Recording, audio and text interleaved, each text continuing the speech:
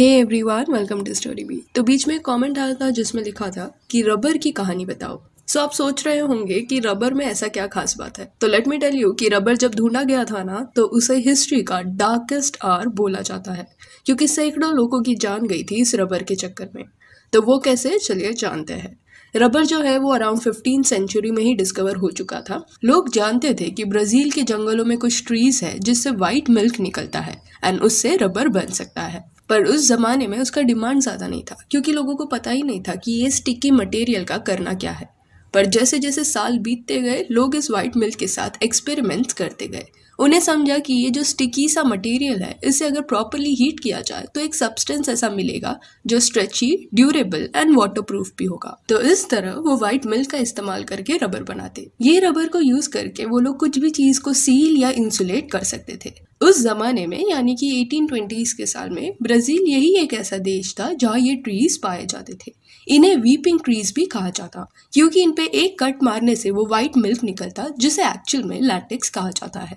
ये झाड़ ज्यादा देशों में अवेलेबल नहीं था, इस वजह से सारी दुनिया को रबर ब्राजील से ही भेजा जाता। धीरे धीरे करके रबर की डिमांड और भी बढ़ने लगी। उसे belt, then shoes, then gaskets and caps में भी यूज किया जाता। एंड डिमांड इतनी हो गई कि ब्राजील वो पूरी नहीं कर पा रहा था।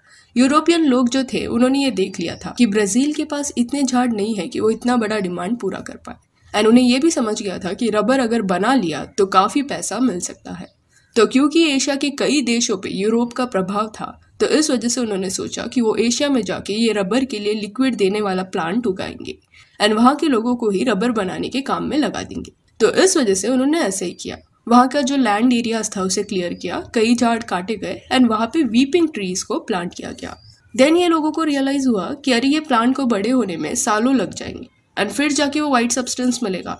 तो इतने वक्त तक रुकेगा कौन, क्योंकि रबर का डिमांड पता नहीं आगे जाके इतना हो कि नहीं। तो ये जो लोग थे, उन्हें वो व्हाइट सब्सटेंस अभी के अभी चाहिए था।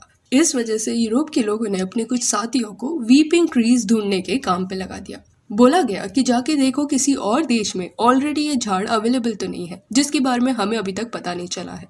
लोगों को लगा था कि सिर्फ ब्राजील में ही ये पाया जाएगा, पर जब ये यूरोप के लोग उसे ढूंढने निकले तो उन्हें सरप्राइजिंगली अफ्रीका के जंगलों में ये झाड़ मिल गया। कॉन्गो रेन फॉरेस्ट में उन्हें ये झाड़ मिला।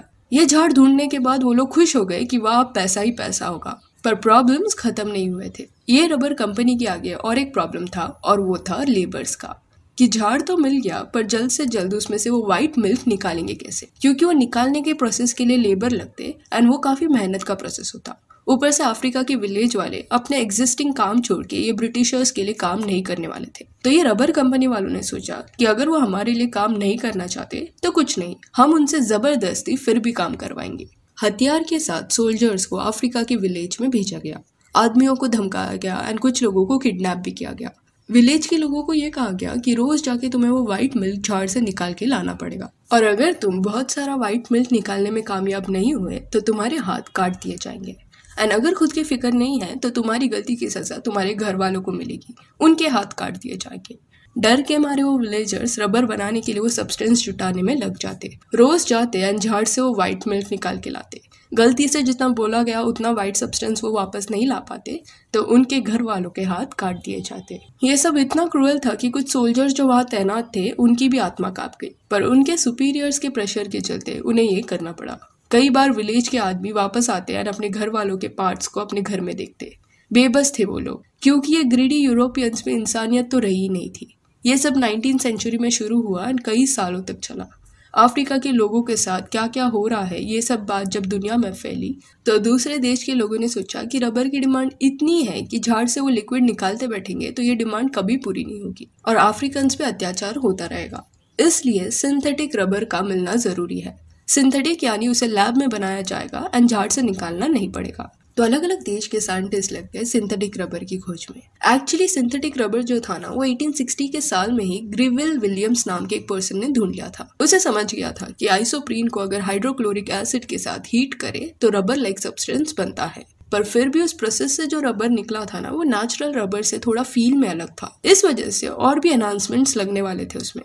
तो लोगों ने ग्रिवेल के काम को बेस लेके और भी उस पर खोज की एंड फिर 1909 में बेयर लेबोरेटरी जो जर्मनी में था, वहाँ के लोग सक्सेसफुल रहे इन पॉलीमराइजिंग आइसोप्रीन एंड अल्टीमेटली दुनिया को मिला उसका synthetic rubber.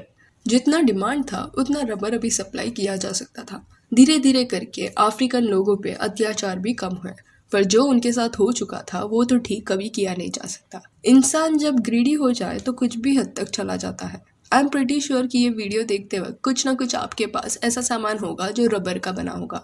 May it be rubber band और बूट्स और हॉट वाटर बैग और रग और योर ईयर प्लग्स, कहीं ना कहीं रबर यूज हुआ है। तो गोइंग अहेड जब भी you will see it, always remember that लोगों ने अपनी जान गंवाई थी ये चिपचिपे से मटेरियल के लिए। इस वजह से कहा जाता है कि rubber has the darkest history. So that's it for this video. Do let me know what are your thoughts on this, and if you want you can follow us on Instagram, जिसका link आपको description में मिल जाएगा। और ये video अच्छी लगी हो तो लाइक एंड शेयर करें, और इससे और अपडेट्स के लिए चैनल को प्लीज़ सब्सक्राइब करें। Thank you.